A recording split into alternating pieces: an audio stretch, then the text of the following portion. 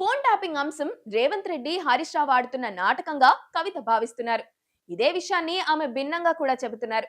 గుంపు మేస్త్రి గుంటనక్క కలిసి ఆడుతున్న నాటకంగా కవిత తేల్చేశారు. ఎందుకంటే బీసీ రిజర్వేషన్ల అంశాన్ని పక్కదారి పట్టించడానికి చేస్తున్నారట. ముచ్చర్ల సత్యనారాయణ అనే ఉద్యమకారుని జయంతిని కవిత జాగృతి కార్యాలయంలో నిర్వహించారు. ఈ సందర్భంగా కీలక వ్యాఖ్యలు చేశారు. బీసీ రిజర్వేషన్లు ఇవ్వకుండా ఎగ్గొట్టడానికి, ఆ అంశం చర్చకు రాకుండా ఉండటానికి గుంపు మేస్త్రి గుంటనక్క కలిసి ఈ డ్రామాలు ఆడుతున్నారని ఆమె అన్నారు. కేటీఆర్ పైన కవిత సెటైర్లు వేశారు. సికింద్రాబాద్ జిల్లా కోసమని ఉద్యమిస్తానని, మళ్లీ బీఆర్ఎస్ రాగానే జిల్లా ఏర్పాటు చేస్తామని కేటీఆర్ చేస్తున్న ప్రకటనను ఎద్దేవా చేశారు. 10 ఏళ్ల పాటు ఉద్యమాలు జరిగినప్పుడు అణిచివేసి కేసులు పెట్టించిన కేటీఆర్ ఇప్పుడు జిల్లాని ఏర్పాటు చేస్తామనడం ఏంటని ప్రశ్నిస్తున్నారు.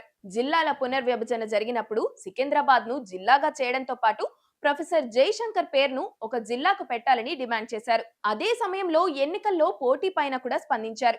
నిజామాబాద్ మున్సిపల్ ఎన్నికల్లో పోటీ చేయబోతున్నారన్న ప్రచారం జరుగుతుంది. కానీ దాన్ని ఆమె తోసిపుచ్చారు.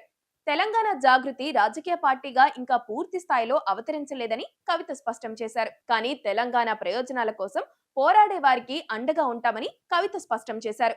అంటే జాగృతి మద్దతుదారులను ఇండిపెండెంట్లుగా నిలబెట్టే అవకాశం కనిపిస్తోంది.